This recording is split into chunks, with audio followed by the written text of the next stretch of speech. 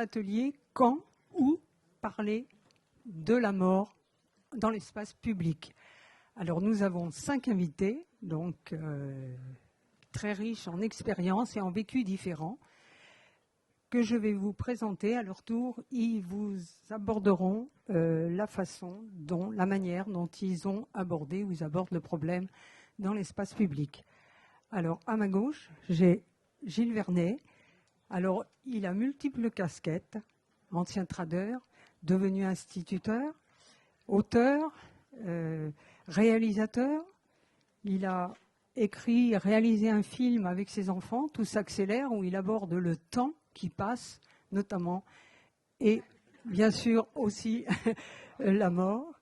Et il a écrit un livre sur notre question, Maman mourra un jour, qui va aborder, et il avancera également comment, avec ses élèves, il parle de ce problème.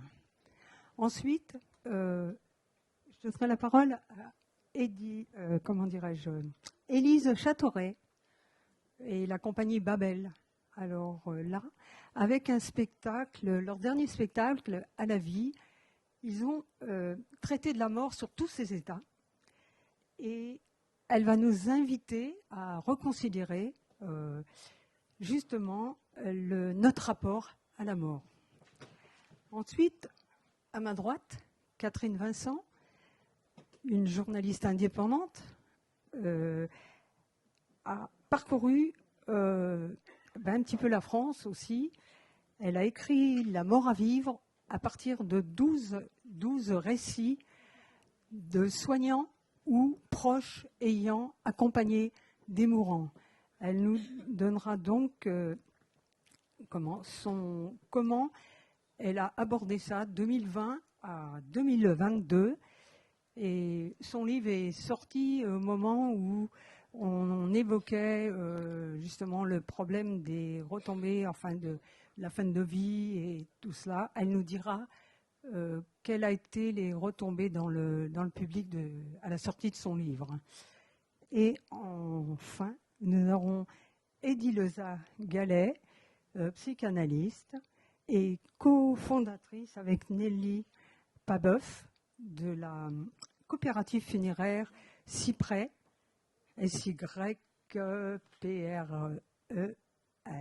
une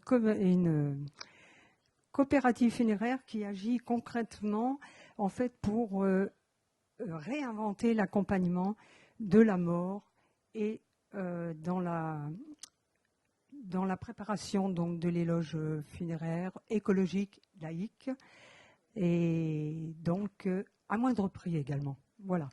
Donc ensuite, nous reviendrons vers vous pour recueillir vos échos, vos remarques ou votre vécu sur cet aspect des choses. Donc on va commencer par Gilles Vernet. Pardon, je me permets juste une seconde. On aimerait beaucoup, comme vient de le dire Marie-Claude, on aimerait beaucoup vous entendre. Pour ça, il faut qu'on vous laisse du temps.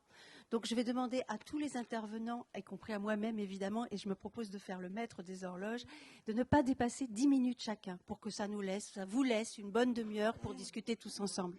Un quart d'heure, il manque, Gilles. Non, 10 minutes, s'il te plaît. C'est tout s'accélère. Hein. Je veux dire, les choses sont très claires. Voilà. Bon. Non, mais bien sûr, je comprends très bien, mais c'est pas facile de développer sa pensée en 10 minutes, comme toujours. Mais on est dans cette société.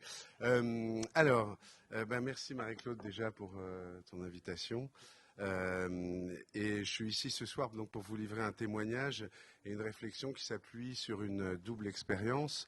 L'accompagnement de ma mère dans sa fin de vie, qui a donné ce livre qui n'est malheureusement plus édité parce que l'éditeur a fait faillite, que j'en ai des exemplaires si ça vous intéresse, mais je voudrais surtout le rééditer sous un autre titre, parce que c'est assez symptomatique. J'étais dans des salons, il avait été assez apprécié, mais quand les gens voyaient ce titre, ils partaient à l'autre bout du salon. Maman mourra un jour. Je m'étais dit, c'est normal, tout le monde, c'est une réalité, mais en fait, c'est une réalité qu'on a envie de voir seulement quand on y est confronté. Et donc, je voudrais le rééditer sous le titre formidable, et vous verrez pourquoi. Et puis, ma deuxième, cette double expérience, le deuxième volet, c'est mon métier d'instituteur et les échanges que j'ai eus sur le sujet avec mes élèves de 10 ans pour parler de ce sujet. C'est toujours fascinant d'en parler avec les enfants. Alors pour commencer, je voudrais citer, donc je vais regarder ma montre en permanence, ne vous en faites pas. Vous allez m'arrêter. Je voudrais citer deux grands chanteurs-poètes. Je pense que ça parlera à tous. Brel, qui dans son dernier album a cette chanson Vieillir, et c'est mourir, et c'est avec cette phrase terrible que ma mère écoutait en permanence, quand elle était encore en bonne forme. Mourir, mourir, cela n'est rien, mais vieillir, oh, vieillir. Donc c'est une vision qui est celle de Brel, qui était peut-être parce qu'il était malade, mais qui est une vision un petit peu tragique de la vieillesse, à laquelle je voudrais faire contrepoint. Et ce contrepoint, il est incarné par Brassens, qui à la mort de Brel, dans une interview qu'on trouve à l'INA, qui est magnifique, il dit qu'il n'a pas les mots, il est bouleversé, il mourra quelques années après, et il va trouver, il dit que je n'ai que ces mots qui me viennent, ces mots de Paul Fort, le grand poète, qui dit « Il faut nous aimer sur terre, il faut nous aimer vivants. Ne crois pas au cimetière, il faut nous aimer avant. » Et cette phrase magnifique fait ce contre-pied, peut-être que vieillir, c'est aimer, ou du moins bien vieillir. Alors, je voudrais commencer d'abord sur, évidemment, le tabou qu'est la mort dans notre société. J'en parle abondamment, c'est une des raisons pour lesquelles j'ai écrit ce livre. Avec les progrès de la médecine, de la technique, la mort en Occident, elle a été occultée du monde réel. Elle est repoussée de plus en plus tard et toujours plus à l'écart. Et il est frappant de constater combien dans nos pays riches, elle a été bannie du quotidien, elle est absente. Elle se dérobe à l'expérience à tous les niveaux. À tous les niveaux. Et cette mise en quarantaine, d'une certaine manière, en alimente la peur. Proscrite, la mort se charge d'appréhension comme on craint le pestiféré. D'énigme, elle est devenue tabou. Donc, de l'ombre, nous avons fait un spectre que nos fantasmes déforment jusqu'à l'épouvante, comme en témoignent les représentations tragiques de la mort sur les écrans, dans ce monde des images, où vous avez des séries avec des morts absolument phénoménales, tragiques, sans parler de la violence terrible aux 20 heures. Le problème avec la peur, c'est qu'elle a une fâcheuse tendance à s'auto-réaliser et qu'elle ne se dénoue finalement la plupart du temps que dans la confrontation avec son objet. Et en voulant à tout prix se protéger contre la mort, on en oublie, on risque en tous les cas d'en oublier de vivre. Et en concentrant nos énergies sur ce seul pôle, nous négligeons la vie elle-même.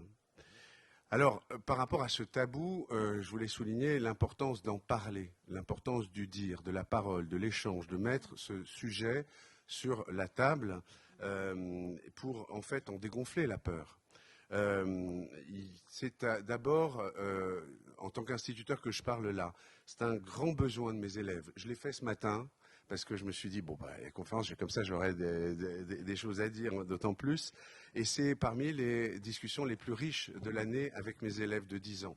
Ça part d'une phrase que je vous livre en partage. Ça ne doit pas être si difficile que ça de mourir, dit André Gide, puisque tout le monde y arrive. Et donc, voilà, cette banalité de la mort qu'on a abordée ce matin a donné lieu à 1 heure d'échanges passionnants dans lesquels les élèves, je vous le livre, ont dit si on est immortel, d'accord, oui, c'est bien de rêver d'être immortel, mais c'est l'enfer.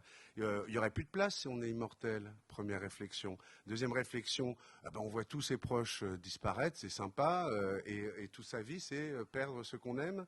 Et puis, c'est pas drôle, on va s'ennuyer, on aura tout fait si on est immortel. Et puis, il y en a un qui a dit, oui, puis bon, finalement, on va vivre des siècles vieux dans son lit. Puisque la vision de l'enfant, c'était voilà, cette fin-là. Il y a une élève qui a aussi souligné que finalement, un peu à la manière de Schopenhauer, qui a écrit un livre que je vous conseille tous, qui est époustouflant, qui s'appelle Métaphysique de la mort, qui est un chef-d'œuvre, qui est pour moi une Bible laïque, et dans lequel il dit que on s'inquiète tous terriblement de ce qui arrivera après la mort, mais qui se soucie de ce qu'il y avait avant notre naissance, d'un néant à un autre néant. Je leur ai donné cette question qu'on peut toujours poser en démarrage d'un débat, c'est quoi le contraire de la mort? Alors tout le monde, la vie. Et ils m'ont dit, c'est évidemment la vie. Et j'ai dit, vous êtes sûrs? Ils ont réfléchi et ils ont dit, la naissance. Car la vie, c'est naissance et mort. Et donc si la vie est sacrée, la mort l'est aussi. La mort est la condition sine qua non de la vie. Et comme je leur dis souvent, si vous ne voulez pas mourir, devenez une pierre. C'est l'autre écho sur la parole, c'est les discussions que j'ai eues avec ma mère. Ma mère était condamnée, une maladie auto-immune, mais qui laissait son cerveau intact.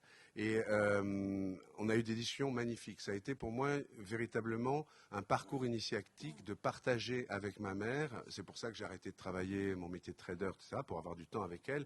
Elle était une fanat de littérature et de poésie, et elle m'a donné de grandes leçons de vie. Un jour, je lui demande, mais pourquoi tu continues? Tu ne peux plus bouger, etc. Qu'est-ce qui te pousse? Qu'est-ce qui te rend heureuse? Tu dis tout le temps formidable. Quand j'arrivais, elle disait oh, formidable. Je racontais une anecdote sur ma classe formidable et tout. Je me disais mais elle trouve d'où? Et elle me dit la lumière, Gilles, parce que tous les jours je peux voir la lumière du soleil par la fenêtre. Simplicité de la vie qui m'a beaucoup fait réfléchir. Formidable, donc paradoxalement, plus que jamais auparavant, j'ai entendu ma mère répéter ce mot tandis qu'elle déclinait. Pour un rien à tout propos, elle s'exclamait formidable, comme si par ce seul mot, elle exorcisait tous les maux de son corps. Et cette primauté de l'esprit sur le corps, elle fait écho à la pensée d'Épictète, dont les pages m'ont été, comme Schopenhauer, d'un grand secours durant cette période. L'essentiel de sa pensée tient dans cette idée, il est inutile de se plaindre de ce qui ne dépend pas de soi. Dans la mesure où on ne peut pas modifier la cause de sa peine, il ne sert à rien de s'en lamenter. Au contraire, ces lamentations nous détournent des voies par lesquelles on peut véritablement agir sur le monde et sur nous-mêmes. Parmi les choses qui ne dépendent pas de nous, Épictète range la santé, la vie, et la maladie et la mort. Contre cela, dit-il, on ne peut rien et c'est une folie à nul autre pareille que de vouloir... Bon, j'ai une bonne voix, ça devrait passer, mais... Alors, non, là, c'est éteint. Donc, mais comme il y a 10 minutes, là, je ne m'arrête pas. Ah, c'est en restait 2 à propos. Oui, bon, alors, on va avoir un problème.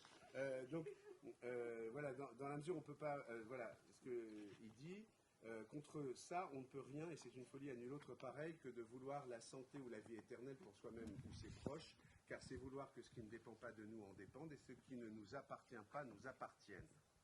Qui connaît l'heure de sa mort? C'est bel et bien le seul rendez-vous qui n'est pas noté sur notre agenda. Alors justement, c'est ce qui invite, évidemment, Épictète, c'est connu, cette présence au présent. Parce que de même qu'à force de ne plus voir les étoiles, le citadin perd la conscience de son insignifiance cosmique, en ne côtoyant plus la mort, il perd la conscience de sa vulnérabilité et de l'inestimable valeur du présent. Où est le présent? Qui, dans la fièvre urbaine, est à ce qu'il fait? Qui ne se projette pas à tout instant dans le moment suivant? Qui perçoit encore que la mort est au bout du chemin? Faut-il attendre de mourir pour découvrir l'incroyable densité du présent? Dans sa première lettre à Lucilius, qui s'appelle L'emploi du temps, que je vous recommande chaudement, Sénèque explique justement que notre erreur est de voir la mort devant nous. Il dit pour l'essentiel, elle est déjà passée. Notre enfance, notre jeunesse, notre vieillesse même disparaissent. Tous les moments éteints ne sont plus. Ils appartiennent déjà à la mort. Et il dit, avec cette peur de la mort, on remet la vie à plus tard, et pendant ce temps, elle s'en va.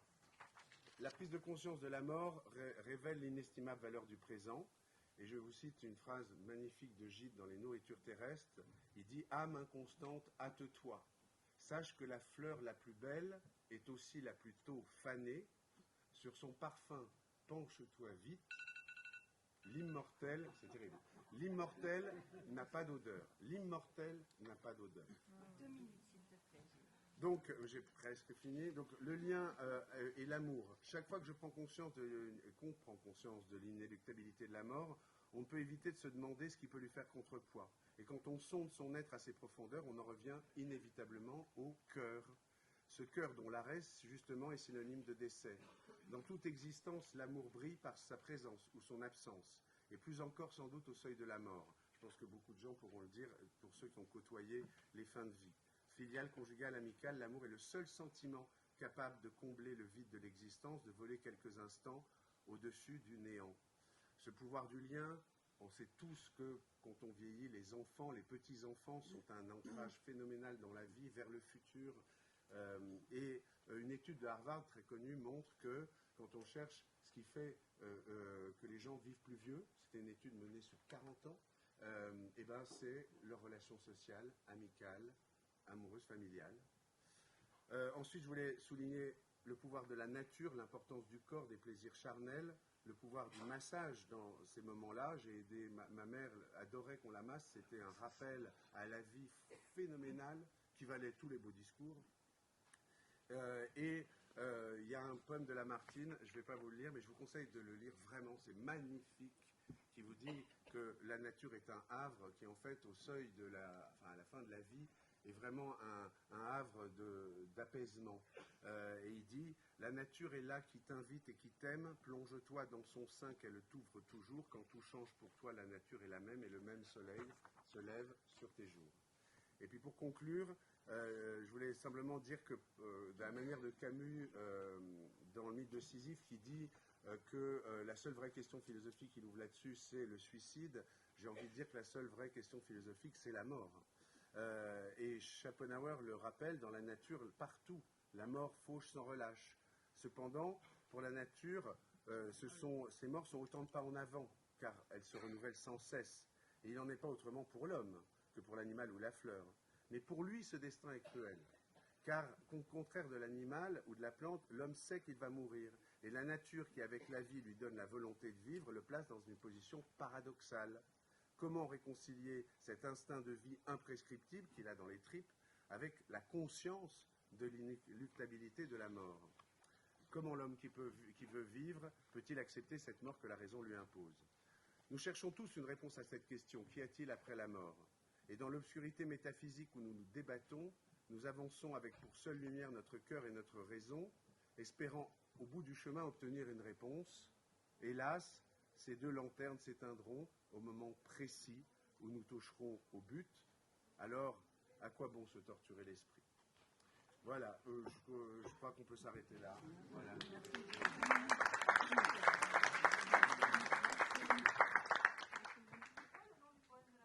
Oui. Le Vallon. Le Vallon, voilà, c'est ça. Il y a le lac aussi qui est très connu, Oui, mais le Vallon est Vallon. une merveille sur le sujet. Alors maintenant, Émile Châteauret.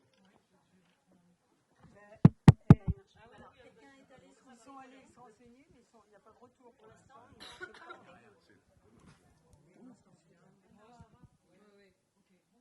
Bonjour à tous. Moi, je suis metteur en scène de théâtre et autrice de spectacle. On a prévenu la technique qu'on n'avait pas de son ou pas? Ils ont dit oui? Je n'ai pas entendu. Charlotte? Ils ont dit oui, on sait. Donc voilà, normalement j'ai fait du théâtre, donc vous allez m'entendre, je vais parler plus fort.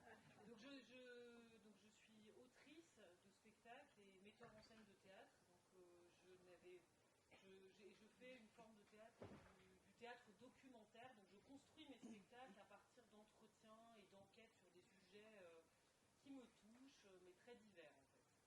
Et il y a quelques années, j'ai décidé de prendre comme sujet d'enquête la question de la mort. Et ce sujet est arrivé acteurs, le scénographe, les différents créateurs sur cette question. Et on a été dans différents lieux, donc j'ai passé pas mal de temps à la salle de prière dans une unité de réanimation, dans la maison Jeanne Garnier en soins palliatifs, au centre d'éthique clinique attenant à l'hôpital Cochin. Et on a interrogé des gens sur leur rapport à la mort, donc à la fois des professionnels, mais aussi des familles, des kidam. Et puis en parallèle, on a mené aussi l'enquête dans le théâtre lui-même. Et vous m'entendez bien là, non? Il y a des ceux qui t'entendent.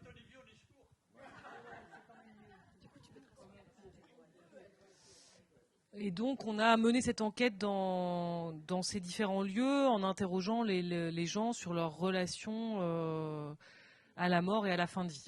Pour tout dire, cette enquête, elle a commencé, je pense, assez logiquement par le fait que moi, j'ai aussi perdu quelqu'un de très proche.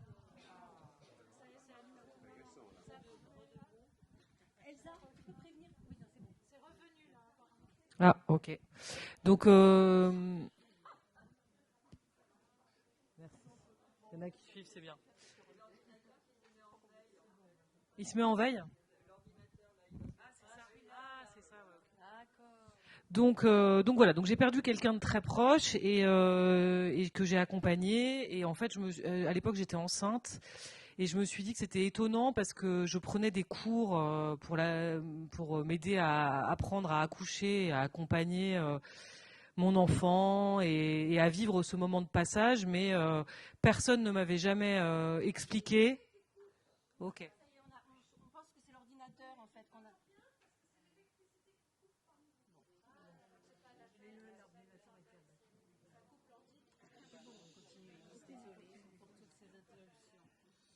C'est pas facile. Bon, ça va, vous suivez un peu parce que voilà. Merci.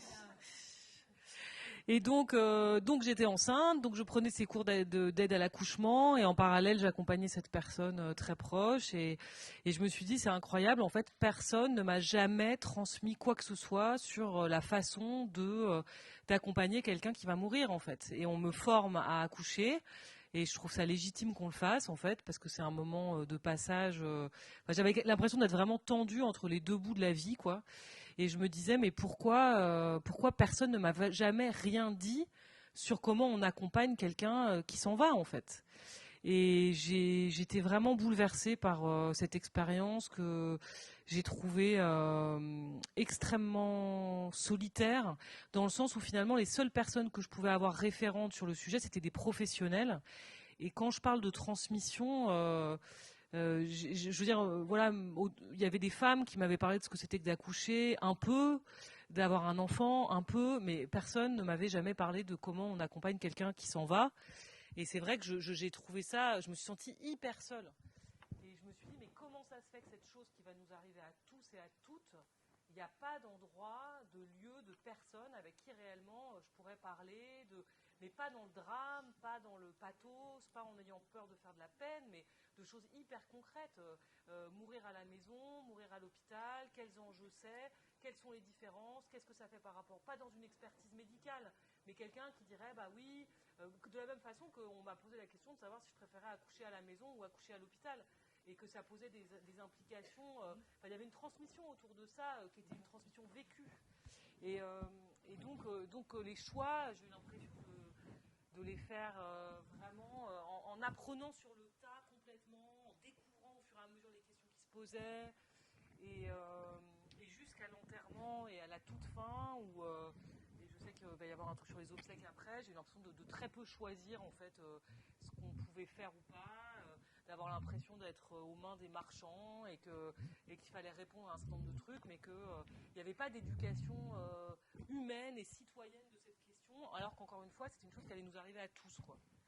Et en plus, le fait que ça soit complètement professionnalisé et que ça soit par l'hôpital et tout ça, ça rendait aussi la chose vraiment très très froide et ça augmentait la peur aussi, je trouvais en fait. C'est-à-dire qu'il n'y avait pas de, le fait qu'il n'y ait pas de transmission autre, ça faisait encore plus peur parce que c'était comme une inconnue.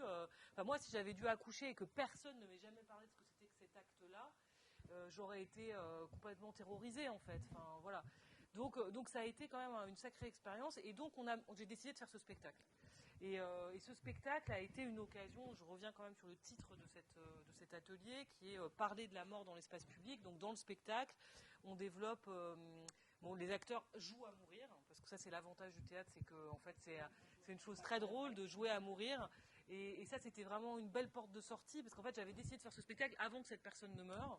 Et donc j'étais vraiment noyée dans la mort, j'avais vraiment envie de mourir. Et en fait, heureusement, les acteurs trouvaient ça ludique, parce qu'au théâtre, c'est ludique d'apprendre, de jouer à mourir, et c'est comme des enfants. Enfin, moi, mes enfants, ils jouent vachement à mourir, et ça les fait rire. Et donc, c'était retrouver aussi cette chose très première du jeu, quoi.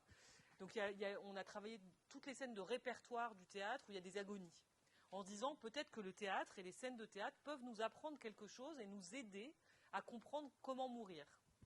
Ensuite, on a de l'enquête que j'ai faite à la Salpêtrière et à la Maison Jeanne Garnier, on a tiré un certain nombre, et aussi d'un film magnifique de Frédéric Wiseman qui s'appelle Near Death, qui a un plan séquence dans un hôpital américain et qui suit des gens qui meurent, en fait, avec toutes les questions que ça pose.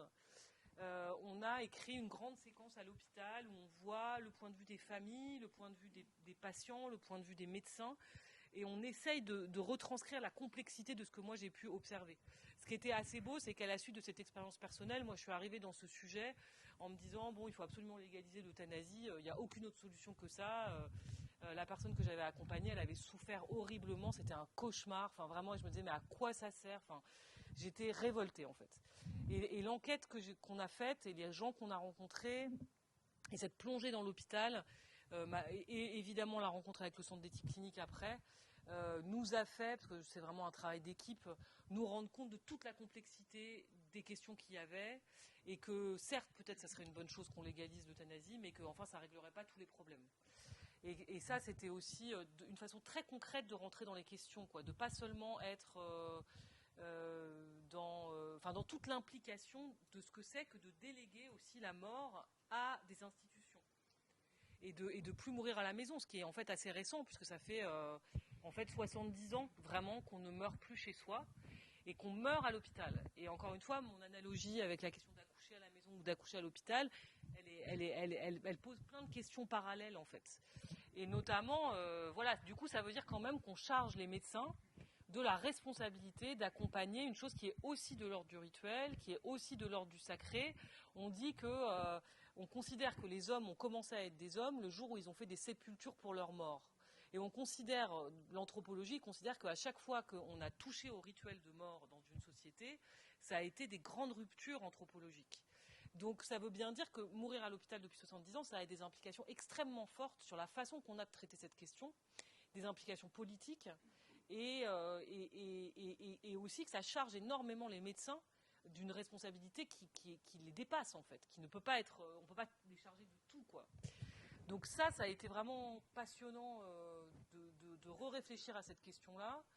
Et ensuite la question, donc ce centre d'éthique dans lequel on a passé pas mal de temps, qui essaye notamment de réfléchir sur cette question de la fin de vie et de réfléchir avec des outils de pensée, en se disant en fait voilà comment on accompagne la fin de vie, comment on pense qui est le patient, qui est la famille, est-ce qu'on considère que le patient il est autonome, est-ce qu'on est malfaisant, bienfaisant ou non malfaisant, est-ce que les décisions qu'on prend, elles sont est-ce que la décision individuelle qu'on est en train de prendre, elle est bonne pour l'ensemble de la société si on devait l'appliquer à tous et à toutes. Et toutes ces questions-là, elles ont été hyper formatrices pour nous. Et en fait, ça m'a réconciliée parce que je me suis dit, voilà, se coltiner la question de la mort collectivement, c'est vraiment une école de la pensée collective. Parce qu'en fait, la mort, comme la naissance, ne sont pas des actes intimes et individuels qui nous concernent que intimement et que individuellement. Ils nous concernent intimement, évidemment, et le patient est au centre, etc. Mais ce sont aussi des actes qui se pensent dans l'ensemble d'une société et qui doivent être mise en écho et en réflexion avec le groupe, quoi. Et en ça, évidemment, j'ai fini quasiment, mais parler de ça au théâtre, c'était hyper juste parce que le théâtre est une petite communauté et que c'était une façon de réfléchir ensemble. Et les retours qu'on a eus sur le spectacle, je vais faire un peu de pub, on le reprend au théâtre Sylvia Montfort, donc à Paris dans le 15e, en mars. Je dois avoir les dates quelque part, ça s'appelle À la vie, c'est vraiment, en toute non-humilité, je trouve que c'est un très beau spectacle, donc il y en a qu'on rate, mais celui-là il est vraiment réussi. Et en fait, les gens qui sont venus le voir, moi je m'étais donné un petit challenge, je m'étais dit je voudrais que s'il y a des gens dans la salle, des spectateurs, des spectatrices, qui sont eux-mêmes en fin de vie, ou des gens qui accompagnent quelqu'un qui est en fin de vie, je voudrais que ce soit pas douloureux, qu'ils puissent regarder ce spectacle et que ça les aide, ou en tout cas que ça les plombe pas, quoi. Et c'est le cas. On a eu plein de retours de gens ou malades ou qui accompagnaient des gens en fin de vie, pour qui ça a été une forme de consolation, de pouvoir réfléchir à ces questions collectivement et de ne pas être tout seul avec tout ça. Voilà. Merci.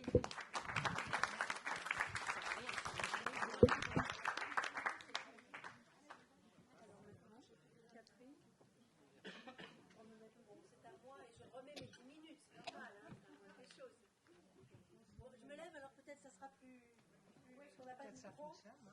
Bah, ça fonctionne. Ah ouais, bon, ça fonctionne. Je vais quand même rester debout. D'abord, je voulais remercier Élise parce que je trouve que ton témoignage est vraiment, il a beaucoup résonné en moi sur un certain nombre de choses. Et je suis très intéressée par ton parallèle entre l'accouchement et la mort parce que ça me fait effectivement réaliser que dans notre société actuelle, la médecine refuse absolument, et il faut s'en réjouir, de rater un accouchement, de risquer que l'accouchement se passe mal pour le bébé, bien sûr, et pour la mère. En revanche, pour la mort, je ne dis pas du tout que la médecine s'en fiche, mais enfin, on est loin du compte pour mourir dans les meilleures conditions. Alors, moi, je vais, en essayant de ne pas dépasser mes 10 minutes, vous parler avec trois casquettes, ma casquette de fille, ma casquette de journaliste et ma casquette de citoyenne. Ma casquette de fille, c'est un petit peu, c'était il y a 4 ans à peu près, et je m'étais déjà beaucoup intéressée à la mort. J'avais, comme tout le monde, côtoyé des morts plus ou moins proches, avec toujours une certaine fascination quand même pour ce qu'est la mort elle-même, ce dont on n'a pas encore parlé. Et Gilles, tu n'en as pas parlé, et j'ai trouvé ça intéressant que tu contournes finalement ce moment qui, moi, est celui qui quelque part m'intéresse le plus au plan métaphysique, qui est ce moment où le dernier souffle arrive, quoi, que je n'ai jamais vu en fait, mais je sais que c'est quand même comme ça que ça se passe. Et j'avais toujours le sentiment qu'on n'en parlait pas assez, ni avec le mourant ou l'avant-mourant, ni avec les gens qui l'entouraient. J'avais toujours cette frustration. Et puis, maman mourra un jour. Un jour, ma mère a décidé qu'elle allait mourir, effectivement, et elle est même morte. Et je voulais pas que ça se passe à l'hôpital parce qu'elle voulait pas que ça se passe à l'hôpital, et je savais que c'était pas très simple. Mais là, tu l'as dit aussi, Élise, j'ai brusquement réalisé qu'en fait, je pensais que ça allait être facile d'aider ma mère à mourir chez elle, parce que j'avais confiance dans la médecine, dans la santé publique, que chaque fois qu'il y avait un problème, on allait aux urgences, même si l'hôpital commençait à aller plus mal, on était toujours soignés, surtout à Paris. Et là, je me suis retrouvée toute seule, parce que je m'y étais pas pris à l'avance, parce que j'avais pas réfléchi à approcher des mois à l'avance un réseau de soins palliatifs, parce que j'avais pas un réseau qui me permettait de rentrer, mais de toute façon, il n'y a pas 36 000 places non plus à Jeanne Garnier ou au Diaconesse. Et donc, j'ai passé une semaine assez violente à me débrouiller, parce que j'ai un copain médecin qui m'a aidé et qui m'a juste donné les petites doses de morphine pour la soulager. Hein. Mon idée, c'était pas d'accélérer les choses, c'était juste qu'elle souffre pas. Et on s'en est à peu près sortis. Moi, j'ai laissé pas mal de cheveux blancs. Et en même temps, ma casquette de journaliste reprenait le dessus. Et je me disais, mais c'est quand même incroyable que moi, qui ai fait des sujets de médecine dans un grand journal à Paris, qui connais plein de copains médecins, je me sois fait avoir comme une bleue à pas me rendre compte qu'il fallait que je prépare cette mort à domicile pour accompagner ma mère. Que sinon, j'allais me retrouver, c'est même pas avec le corps médical, c'est vraiment toute seule. Et donc, pour la première fois, je me suis dit, mais je vais peut-être quand même essayer de raconter ça. J'ai été pendant l'essentiel de ma vie professionnelle journaliste au Monde. Et quand je suis rentrée au Monde, donc il y a plus de 30 ans, il était interdit de dire « je ». D'écrire je. Depuis, ça a changé, mais quand même, là, c'était gonflé. Donc, je suis allée voir un de mes copains, un rédacteur en chef, je lui ai raconté ce qui venait de m'arriver, et je lui ai dit, écoute, si vous êtes d'accord, moi, je l'écris. Et voilà, on a réfléchi. Je lui ai dit, je l'écris pas tout de suite, il faut que ça décante un peu, mais après je l'écris. Il m'a dit, écoute, essaye, et puis si ça marche, on publie. J'ai écrit cet article qui est paru en double page 3 mois après, donc c'était début 2020 de mémoire. Et là, ça a été la deuxième surprise. La première, c'était ma solitude pendant l'accompagnement de ma mère. La deuxième, c'est les réactions que j'ai eues, incroyables, de remerciements, d'expériences en retour, de gens qui me parlaient, de morts qu'ils avaient accompagnés, de mourants qu'ils avaient accompagnés. Et c'était tellement fort et tellement, moi qui voulais tellement penser que plus on parlait de la mort, mieux on se sentait. Et brusquement, j'avais cette confirmation par tous ces gens que j'ai décidé d'écrire ce livre que vous ne trouverez pas en librairie, car il y a eu un petit couac.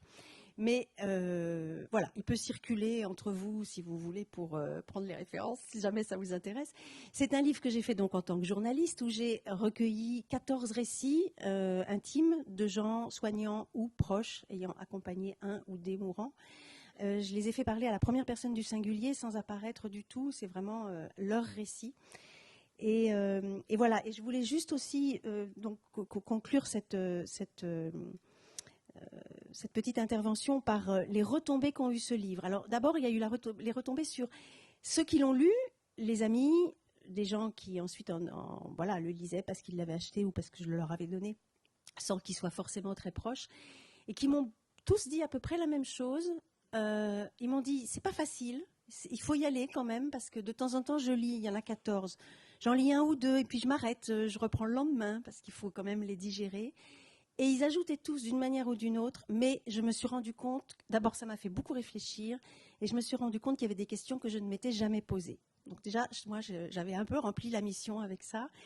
Et ensuite, en fait, j'ai eu plein de retombées avec ce livre qui m'ont fait très plaisir. Il n'a pas été beaucoup vendu, mais ça c'est normal. Il a pourtant été bien distribué, j'ai rien à dire. C'est juste que le sujet est quand même, voilà, c'est pas un blockbuster. Et c'est pas non plus un page-turner. Mais il est sorti, j'ai eu cette chance, il est sorti à l'automne 2022, c'est-à-dire juste au moment où se constituait la Convention citoyenne sur la fin de vie, voulue par Emmanuel Macron, et il faut le remercier.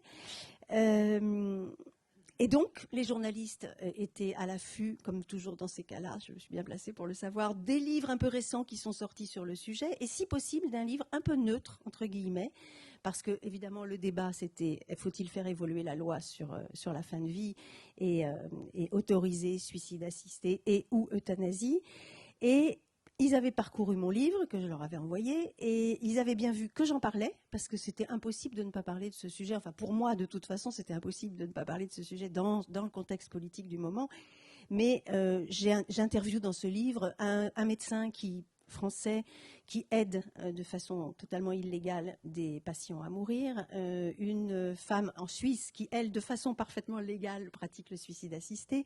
Il y a le témoignage de Vinciane Després, qui est une philosophe belge, dont la mère a demandé à être euthanasiée et bien sûr c'est autorisé en Belgique, comme vous le savez. Et le titre de ce chapitre s'appelle « Une journée merveilleuse », parce que c'est ainsi qu'elle parle de cette dernière journée, comment ils ont vécu toute cette journée avant le geste létal. Et voilà, donc sans tout à fait prendre parti, comme vous pouvez le voir, je prenais quand même un peu parti dans ce livre, mais ça a suffi, ma neutralité était quand même suffisante pour que j'ai des bonnes retombées qui m'ont intéressée. La première étant d'être auditionnée par la commission d'évaluation sur la fin de vie que dirigeait Olivier Falorni à l'Assemblée nationale. Ça m'a beaucoup impressionnée parce que je n'avais jamais parlé à l'Assemblée nationale, mais ça m'a obligée à aller au fond de ma pensée et pour la première fois à prendre réellement position pour l'aide active à mourir, parce que je n'avais pas pu faire en tant que journaliste, mais brusquement en tant que citoyenne, c'est la troisième casquette, j'ai fait ce pas supplémentaire, et ça m'a fait beaucoup de bien d'ailleurs d'aller au bout de cette pensée et de pouvoir l'argumenter. J'ai été aussi contactée par un député des Français de l'étranger, alors là je ne sais pas si vous savez qu'il y a des députés français de l'étranger, moi j'ai eu honte de ne pas le savoir, mais je ne le savais pas, et donc en l'occurrence c'était, ben oui, ça fait pas longtemps, effectivement, ça fait quelques années, je crois, ou une dizaine d'années. En tout cas, c'est un député qui s'appelle Frédéric Petit, qui est MoDem, je tiens à le préciser, parce qu'il faut quand même savoir à quoi il appartient, et qui s'occupe des pays de l'Est et de l'Allemagne, et qui, tous les ans, choisit un thème pour ses concitoyens, donc français de ces pays de l'Est. Et cette année, il voulait parler de la fin de vie. Et il me demandait si je pouvais l'accompagner dans une espèce de tournée un peu improbable dans ces capitales pour parler avec, donc à chaque fois, c'était 20, 30 personnes. C'était pas évidemment des grandes assemblées, mais moi, ça m'a passionnée. J'ai fait ça en février-mars de cette année. J'ai donc rencontré des Français. C'était pas les gens des pays en question, mais quand même, ça me permettait de me frotter aux lois des pays en question, de l'Allemagne. Bon, parlons pas de la Pologne où il se passe rien, et l'Autriche, mais Autriche-Allemagne, bon.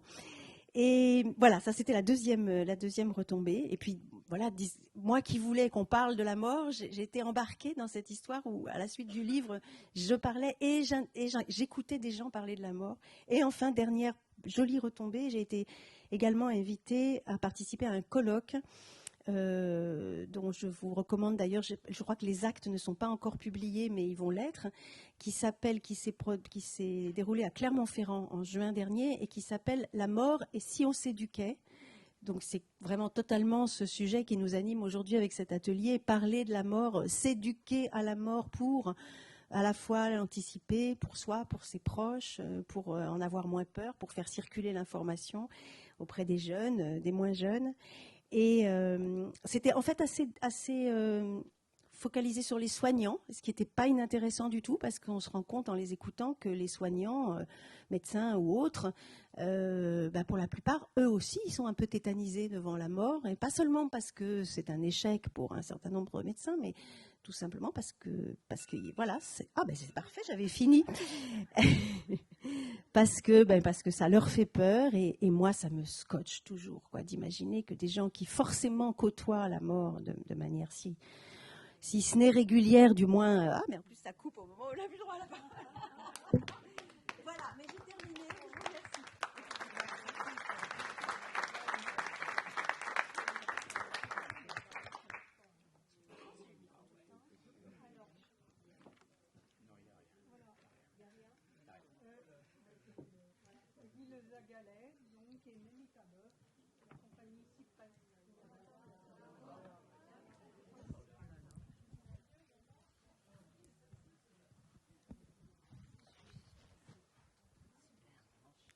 Ouais, non.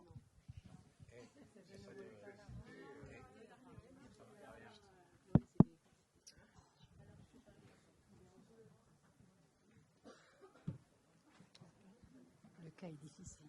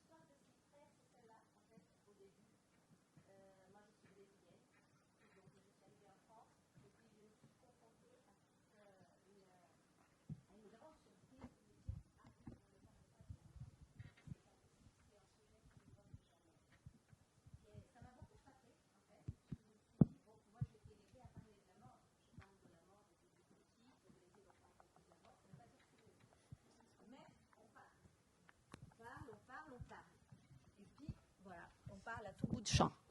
Et donc, c'est mieux pour vous ? Voilà.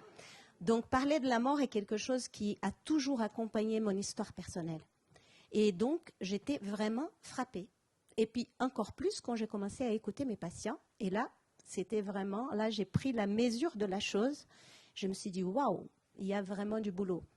Et un jour, je me suis interrogée. Un jour, c'est pas un jour, hein, ça fait tout un processus. C'est jamais un jour, ces choses-là. C'est tout un long cheminement. Donc, je me suis dit, c'est pas possible, il faut faire quelque chose. Et je suis partie en Suisse, à Genève, pour me former au rite funéraire laïque. Moi, j'ai besoin de rites. Et dans ma vie, dans mon histoire personnelle, les rites sont fondateurs. Et en effet, je me suis dit, il faut faire quelque chose. Je me forme au rite funéraire. Et je pense qu'il y a absolument une urgence à traiter le sujet de la mort. je reviens à Bordeaux, j'habite à Bordeaux, je propose mes prestations de célébrante de rites funéraires. Personne n'a besoin. Bien sûr, il y a tout ici, madame, qu'est-ce que vous voulez nous proposer? Nous faisons tout ça. Je dis, ah, surprenant. Ne sachant plus quoi faire, c'est toujours intéressant quand on ne sait plus quoi faire, je me suis dit, tiens, qu'est-ce que je peux faire maintenant? Je vais animer des cafés mortels. Parce que j'avais découvert le travail de Bernard Crétas en Suisse, et je me suis dit, c'est ça qu'il faut faire. Je vais commencer à écouter. Donc, quand je parle de passage, j'ai bien en tête que c'est vraiment ça.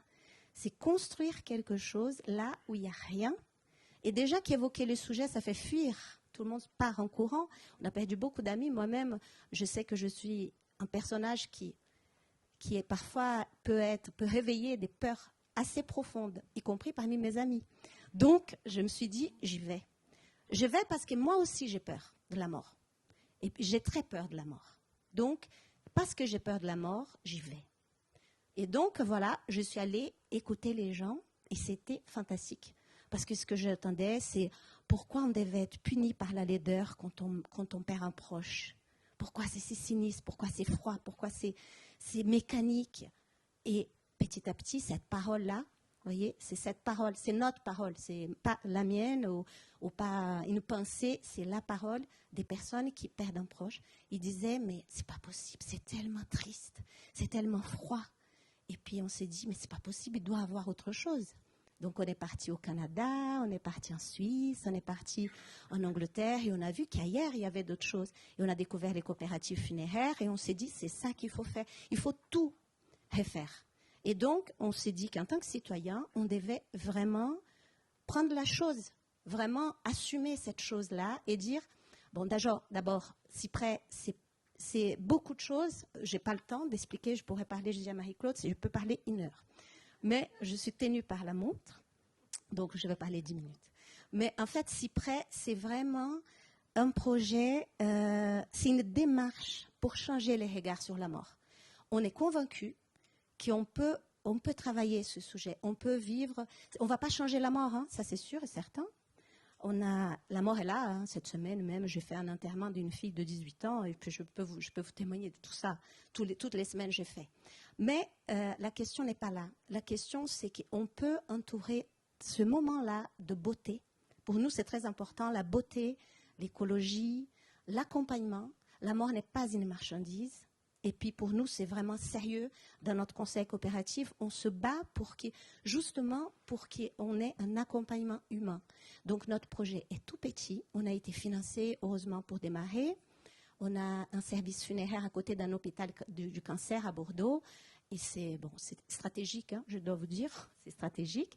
Mais pas uniquement, la réalité, c'est que c'est vraiment un secteur où il y a des enjeux économiques énormes, concentration du marché. Je ne peux pas vous en parler, mais je pourrais vous en parler beaucoup sur ce sujet. Et il faut vraiment qu'on prenne conscience. Donc nous, on défend d'autres valeurs. Notre coopérative, c'est un lieu vivant. Il y a des plantes. On a pris un cabinet d'architectes. Vous pouvez venir nous rendre visite si vous voulez à Bordeaux. Ça sera un grand plaisir pour montrer que tout commence là, dans cet accueil. On n'est pas habillé en croque-mort. Les gens souvent me confondent. Vous êtes de la famille. Je dis non, je suis célébrante. Quand j'arrive au dépositoire, quand j'arrive, les pompes funèbres sont choquées. On rompt avec tout un tas de codes, vous voyez, et on s'habille justement bien, non pas parce qu'on veut se montrer, et c'est pas ça, mais parce qu'on défend qu'on a besoin de beauté, on a besoin de pas cette froideur-là quand on perd quelqu'un. Donc, c'est ça, c'est l'accompagnement, changer les regards par cette parole publique. Et notre conseil, donc Nelly peut témoigner, nous sommes tous des citoyens, on est engagés, on n'a que 3 salariés, on a très peu de moyens, on a besoin des soutiens parce que c'est un projet collectif et les gens peuvent prendre des parts sociales. D'ailleurs, je vous invite à prendre des parts sociales pour défendre ce projet. Et puis, voilà, cette idée-là on ne meurt pas d'en parler parce qu'on fait des cafés mortels. Tous les mois, je fais des cafés mortels. Je fais des cafés mortels dans les hôpitaux, dans les médiathèques, dans les librairies, dans des cafés. Je fais des cafés mortels dans des lieux d'art. Et c'est cette parole-là qui nous intéresse, de construire une parole collective, une parole différente, d'assumer qu'on peut faire différemment et puis d'oser aller là où ça fait mal. Je ne vous dis pas que ça vous fera du bien. Mais en tout cas, à la fin, on peut dépasser vraiment beaucoup de choses. Je parle vraiment pour moi, parce que subjectivement, ça a changé ma vie de vraiment de travailler, d'être là auprès des personnes et de pouvoir véritablement apporter un regard humain, parce que nous sommes tous mortels. Voilà, donc ma parole, je pourrais parler plus, mais Non. je pense que... C'est- Nelly a Oui. quelque chose à rajouter? Merci. Ah non, oui, je vais faire Oui, court, elle oui, va ne faire- vous inquiétez voilà. pas.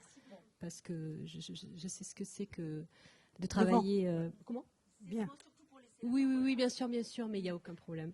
Alors, contrairement à Eddie Leza qui dit que parler de la mort fait partie de son histoire personnelle, moi justement, dans mon histoire personnelle, on n'en parlait pas.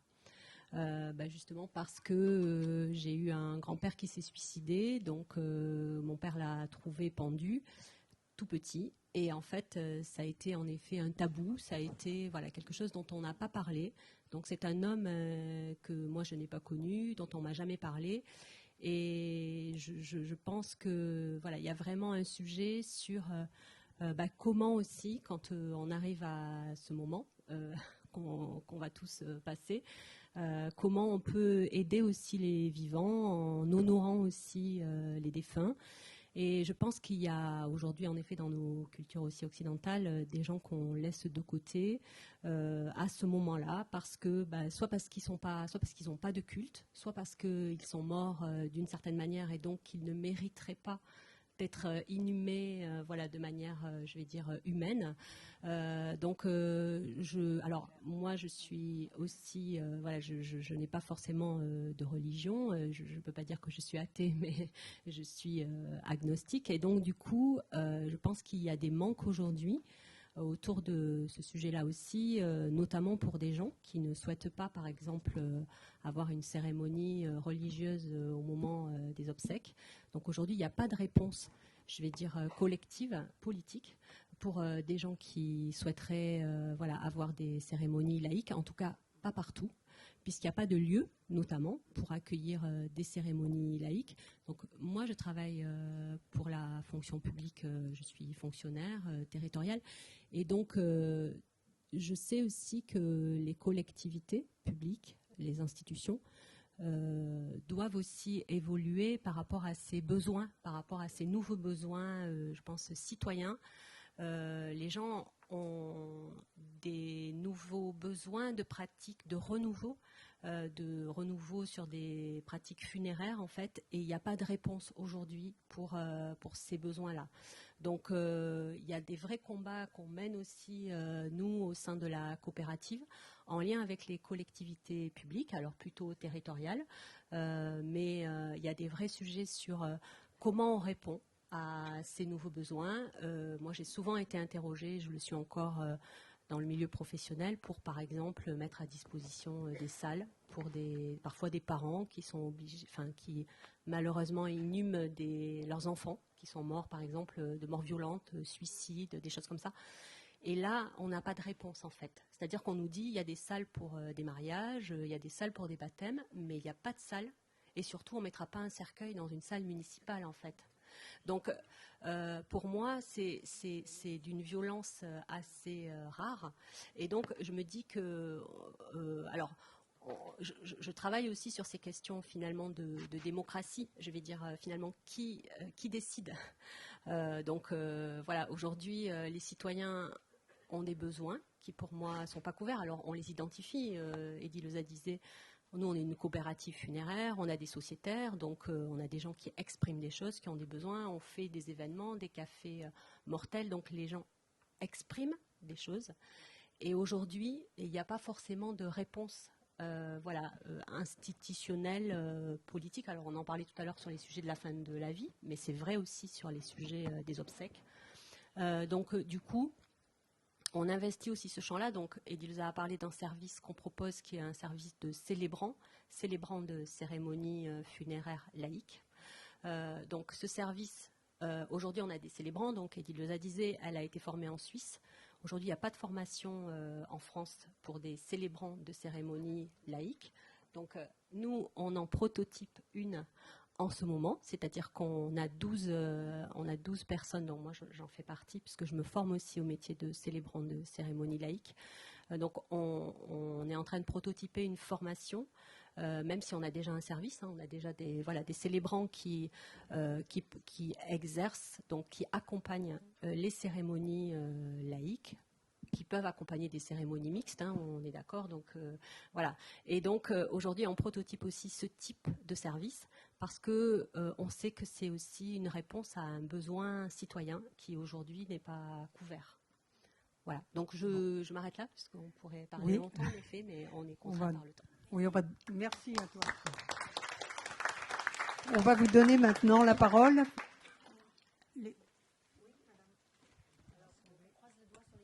Oui, merci, je me casse la figure. Merci. Je voulais vous demander deux choses. Vous êtes sur Bordeaux, donc vous avez créé cette coopérative. Comment on fait quand on n'habite pas Bordeaux pour vous rencontrer ou pour lancer d'autres initiatives citoyennes? Et puis vous dites également que c'est un business, les obsèques, et ça on est tous bien placés pour le savoir. Est-ce que moi je cherche des cercueils en carton? Donc c'est hyper difficile de trouver parce que le marché est déjà bien occupé par tous les autres. Et je voulais savoir si vous, c'est dans vos préoccupations aussi. Oui, c'est une très bonne question. D'ailleurs, je vous remercie de la poser. Nous aimerions beaucoup, nous sommes souvent sollicités par des personnes qui veulent créer des coopératives. Des Parisiens, on a reçu au moins 3 ou 4.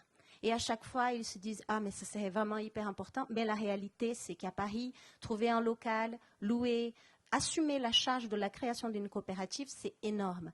Et donc, à ce jour, il n'y a pas de collectif à Paris. Mais moi, je ne perds pas l'espoir qu'à Paris se crée un collectif. Il y a certaines personnes intéressées par le sujet pour créer une coopérative à Paris. Ça, c'est vraiment... Et d'ailleurs, il y a une personne qui est venue de Paris pour faire la formation de célébrants. C'est quelqu'un de très dynamique. Et donc, on espère qu'un jour... il y a 26 projets de coopératives funéraires en France. Il y a une dizaine déjà ouvertes. Donc, c'est vraiment un projet qui va s'aimer un peu partout. Donc, soyez rassurés. Je pense que d'ici votre départ, il y aura une coopérative. On ne sait pas. Moi, je ne suis pas maître de la vie, de la mort. Mais en tout cas, je souhaite pour vous, très sincèrement, d'être accompagné par une coopérative. Ce n'est vraiment pas le même accompagnement. Et deuxième, c'est la question les cercueils. Nous avons des cercueils, en fait. Et vous pouvez les acheter, vous. Si vous voulez, je peux vous donner les indications. Sur Internet, il y a d'autres. De mémoire, les services funéraires de la ville de Paris proposent des cercueils en carton. Non, pas de chance. Mais il faut promouvoir, on est bien d'accord. Oui, moi j'habite à Rennes en Bretagne. Je pense que le regard quand même sur la mort a changé depuis un certain nombre d'années. Je pense qu'il a changé entre autres avec l'augmentation quand même des crémations, puisque en 40 ans on est passé à Rennes de 3% à près de 35%. La coopérative funéraire, nous l'avons créée il y a 3 ans. J'en suis sociétaire. Nous sommes quand même plus de 400 sociétaires aujourd'hui. Nous organisons donc des cafés mortels, comme tout le monde, tous les 2 mois sur des thématiques. Il y a un travail qui est fait dans les centres sociaux, dans les écoles, etc., de manière régulière. Les cimetières sont pourvus de salles de recueillement, les 2 cimetières principaux. À l'occasion de la Toussaint, les spectacles sont autorisés, donc il y a des compagnies théâtrales qui font des spectacles dans ces 2 cimetières. Donc vous voyez, je pense que depuis une dizaine d'années, il y a quand même un gros bout de chemin qui a été fait. Mais pas partout, c'est sûr, mais je voulais donner quand même ce témoignage en disant c'est un brin d'optimisme quand même. Voilà. Ceci dit, c'est vrai que la fédération qui s'est créée ou qui est en train de se créer des coopératives funéraires va aussi amplifier ce mouvement-là, bien évidemment.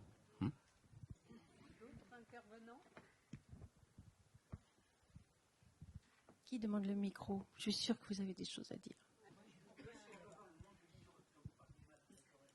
La mort à vivre. Je vais vous faire circuler juste ce petit, faute de mieux, j'ai fait une photocopie de la couverture et de la 4e de couverture.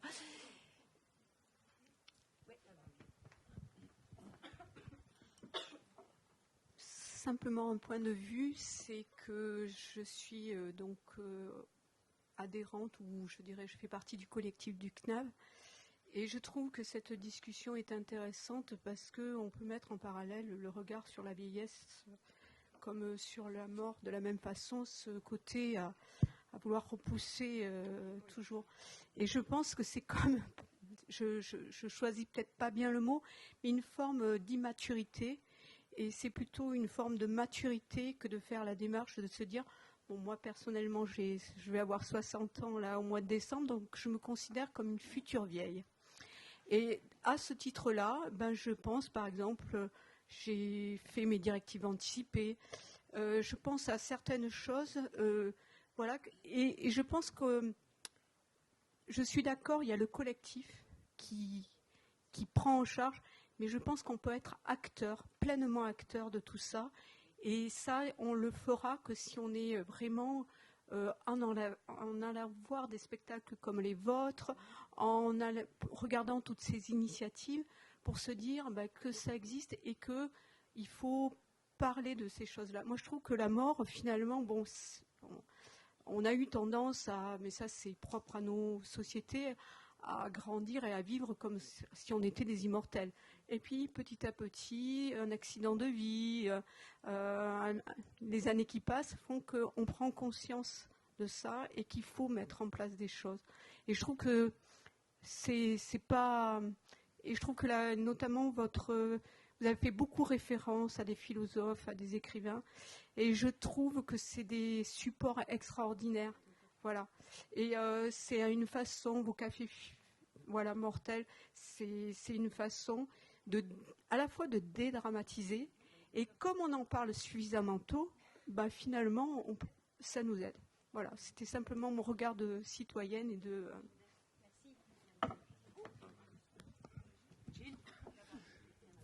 Je voulais juste répondre sur un point, c'est par rapport à ce que vous dites qui est important en tant qu'instituteur.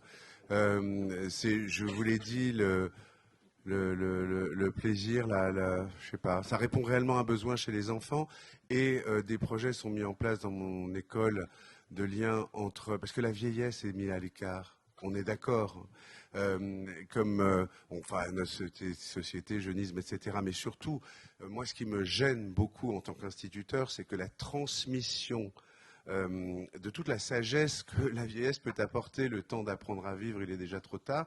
On a appris à vivre quand on a vieilli, et ce lien avec les enfants n'est pas fait. Et dans toutes les écoles où c'est mis en place, des liens avec les EHPAD, avec des rencontres avec des gens âgés, qui justement sont pas si loin de la mort, mais sont aussi simplement en train de vieillir, avec toute leur sagesse, toute leur vie.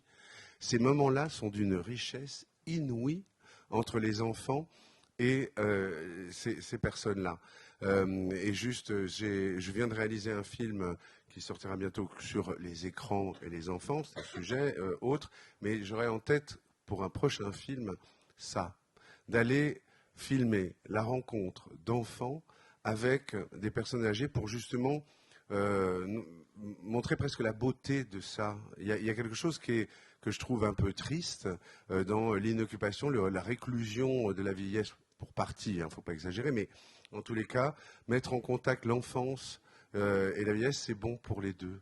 Et c'est magnifique pour les deux.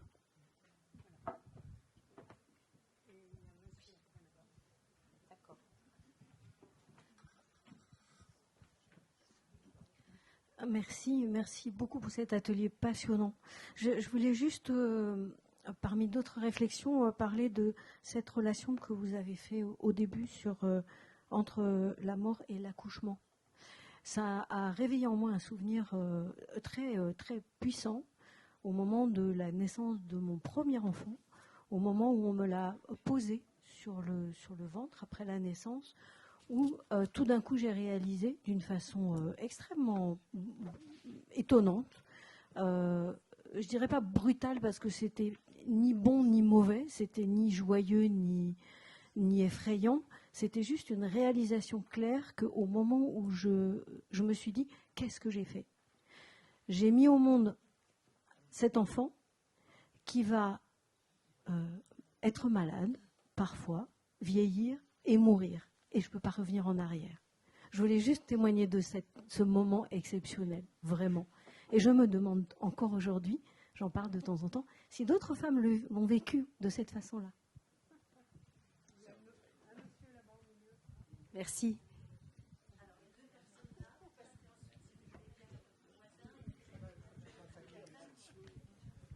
Bonjour à tous. J'ai 77 ans et je viens de vivre 17 ans de bonheur depuis que je vieillis. C'est un immense bonheur d'être vieux. C'est la plus belle. Je dis à tous mes amis que je vis la plus belle période de ma vie parce que je suis libre. Jamais, jamais on est aussi libre. Je suis comme les princes et les rois qui, eux, pouvaient faire ce qu'ils voulaient. Ils avaient leur... Nous, tous les mois, on me donne de l'argent pour vivre. Et je peux vivre heureux et libre. Donc je trouve que c'est la plus belle période de la vie. De 60 à 75 ans, je me suis occupé des autres. Et je me dis, de 75 à 90 ans, je m'occupe de mon avenir. La mort. Donc je suis passionné par les questions de la mort.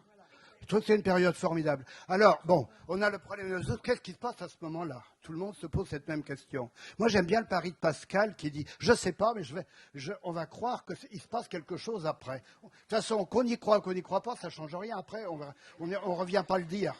Donc, je pars de ce principe-là. Et j'ai lu, moi, j'étais enthousiasmé par, je suis toujours enthousiasmé, j'étais enthousiasmé par la vision de Zundel sur cette question-là. Il dit, pendant la période de la grossesse, le petit être, il a besoin du placenta pour vivre. Après, il continue à vivre sans placenta. Pendant le temps de vie, on a besoin du corps pour vivre. Après, on continue à vivre sans corps. Le corps est le placenta de la vie. Le corps est le placenta de la vie. On a besoin de ça pendant cette période de notre vie. Donc moi, j'ai une grande confiance. Je m'intéresse à mon avenir après la mort, ce qui me fait que je n'ai pas le problème de me dire qu'est-ce que je vais devenir. Je suis convaincu que ça va être génial. Voyez. Donc j'ai dit ça plusieurs fois. Alors on m'a demandé il y a 2 ans et demi d'écrire une chronique toutes les semaines sur la joie d'être vieux. Donc j'écris toutes les semaines. Vous tapez la joie d'être vieux sur Google et vous tomberez sur mes chroniques. Voyez. Je suis à 100 chroniques que j'ai écrites. Oui. Voilà, bon. Moi, je voulais reparler des enfants, parce que je suis à l'association Jalmave qui accompagne des personnes en soins palliatifs, accompagne le malade. Et à ce titre, j'ai été formée pour accompagner les enfants en deuil. Nous accompagnons aussi les personnes adultes, ados, enfants. Et je pense que vraiment, c'est par les enfants qu'on peut faire changer le regard de la société. Parce que pour eux, je suis toujours étonnée, comme c'est d'une simplicité. Un petit bout de chou de 3 ans, il dit, il est mort. On sait, voilà, il respire plus, on passe à autre chose. Et il y avait la mère qui était terrorisée, elle l'a touché, c'était froid, j'en dors pas la nuit. Non. Donc je pense que par eux, c'est les futurs qui pourront apporter cette façon de voir, comme vous parlez au Brésil et ailleurs, simple. Voilà. Merci. Je sais pas bien ce que je veux dire, mais c'est comme si j'avais quelque chose à dire. En vous écoutant, je me disais que j'avais envie de poursuivre avec chacun de vous et que je ne savais pas qui est qui. Gallet, c'est vous, je crois. Châteauret, c'est vous, je crois. Ça, l'écrivain, il est le seul homme.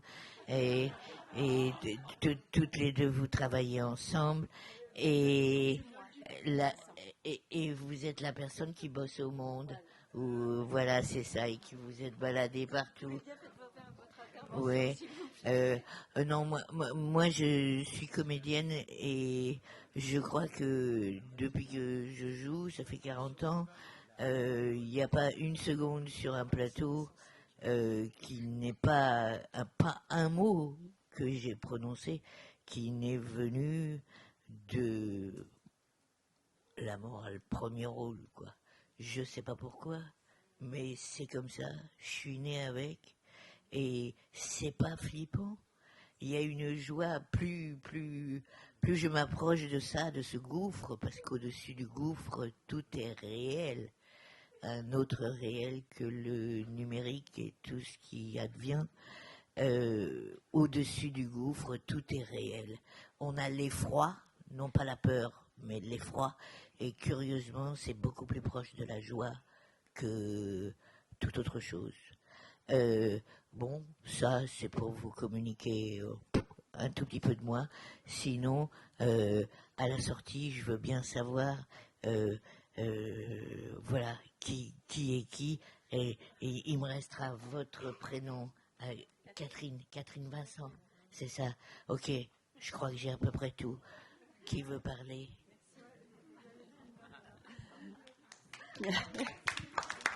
Donc, je dis un dernier truc, moi aussi.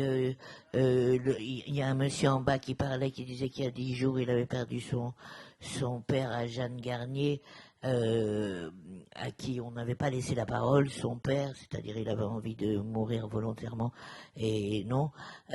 Moi, mon père est mort il n'y a pas 10 jours, mais il n'y a pas très longtemps, à Jeanne Garnier aussi, et j'avoue que dans cet endroit, mais moi, je me sentais carrément bien, quoi. Chacun son mort, son futur mort, et on allait fumer en bas et on tchatchait comme à la récré étudiant, quoi. Et on était là avec chacun notre mort, et les médecins, moi, j'ai pas mal parlé avec eux, et on voit bien que, bon, la morphine, ils en mettent un peu plus, et puis un peu plus, et puis un peu plus. Bon, c'est le suicide assisté, mais personne ne le dit. J'ai vu personne mourir, et j'ai vu beaucoup de gens mourir, et les infirmiers, les docteurs, à un moment, ils disent plus rien, mais ça y est, ils font, ça se voit. Et en tout cas, Jeanne Garnier, moi j'avais envie de bosser là-bas, quoi. J'ai demandé comment être bénévole, qu'est-ce qu'il faut faire, qui il faut joindre. Tu te sens mieux que parmi, disons, j'adore mon métier, mais mon métier, qui sait que j'ai pas dit un mot sans tchatcher d'abord avec la mort, je sais pas, il y en a qui ont dû s'en apercevoir. Mais sinon, le marché, aujourd'hui, quand on fait son métier d'acteur, il y a un acteur, je ne répète les phrases de quelqu'un, je vais vous le laisser. Oui, ça fait 10 minutes, ça va sonner. Il y a un acteur qui disait, l'acteur, c'est pas quelqu'un qui veut paraître, c'est quelqu'un qui veut énormément disparaître. Et voilà, bon, blabla. Merci beaucoup. Je remercie particulièrement parce que vous avez parlé de Jeanne Garnier et je trouve que voilà, parler des soins palliatifs comme vous l'avez fait, ça me paraît très juste. On sait tous que les soins palliatifs manquent énormément en France. Quand ils existent, beaucoup de gens disent ce que vous venez de dire. Donc avant de parler ou plutôt en même temps que parler de loi active à mourir, dont vous avez compris ma position, je suis pour, je pense qu'il faut que cette loi évolue. Il faut absolument, évidemment, développer les soins palliatifs. Quelqu'un voulait parler par là? Oui, bonjour, merci à tous les intervenants. Moi aussi, j'ai eu la chance de fréquenter Jeanne Garnier et de voir effectivement le lieu de vie et d'amour que ça peut être. Je voulais dire que la mort, enfin moi, c'est vraiment quelque chose qui m'intéresse depuis toute petite. Et je suis formatrice aujourd'hui à Jalmalve, justement, pour des bénévoles qui accompagnent des personnes en deuil. Et je me dis, on n'a pas parlé du deuil, qui est une façon de vraiment apprivoiser la mort dans notre société, d'en parler, d'apprendre des choses des morts.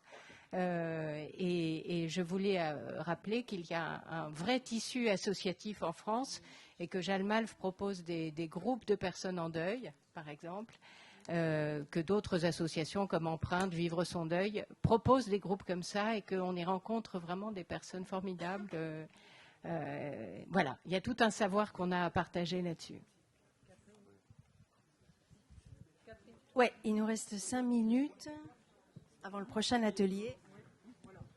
Moi, je voulais simplement vous parler de mon expérience rapide quand j'ai accompagné mon mari qui est décédé il y a 5 ans. Et avec lui, on avait préparé ces directives anticipées. Donc, il nous a facilité, le jour de sa mort, ça a été une journée merveilleuse.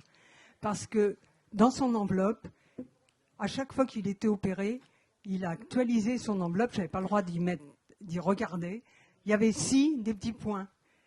Et il mettait ce qu'il avait envie que soit évoqué le jour de sa mort, à partager tous ensemble, notamment tous ses auteurs préférés, soit en poésie, soit en chanson. Et alors, au fur et à mesure des événements, parce que de 97 à 2018, où il est décédé, il a eu plusieurs interventions, il dit « J'ai obligé de raccourcir parce que maintenant, le temps des espaces dans les crématoriums sont de plus en plus courts. Donc, vous aurez sûrement à couper dans mes choix. Mais on a partagé parce qu'on a osé en parler avant, en disant oui, si tu pars, on sera là et on fera ce que tu as. On partagera ensemble tout ça. Et c'est là que je dis que c'est important d'en parler avant. Parce qu'après, on regrette, c'est trop tard. Voilà.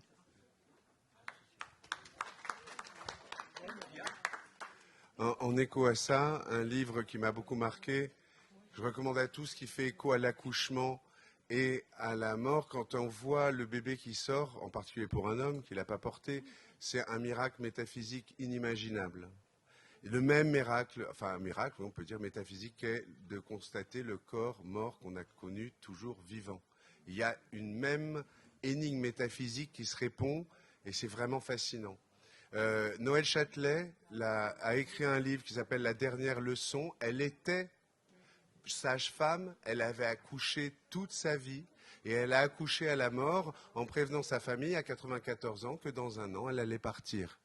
Et pour rebondir exactement, au début, levée de bouclier, tu ne peux pas nous faire ça, et à la fin, l'apaisement est quelque chose d'absolument magnifique. C'est un livre très beau. La dernière leçon de Châtelet. Alors non, oui, mais c'est Noël Châtelet qui a écrit le livre. Donc, ah bien sûr, oui, mais c'est Noël Châtelet, la sœur de Jospin, qui a écrit le livre.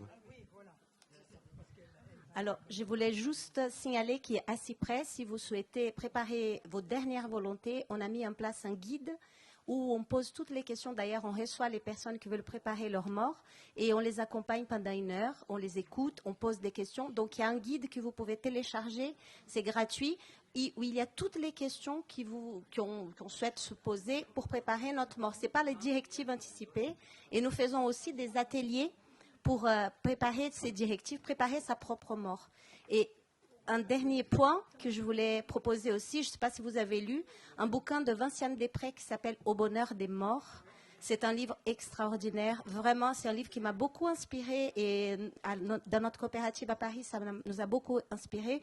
Et il y a aussi Judith Butler, qui est une grande philosophe américaine, qui a écrit Antigone, les liens entre la vie et la mort, qui est un livre fondateur. Et un autre livre, Qu'est-ce qu'une vie bonne ?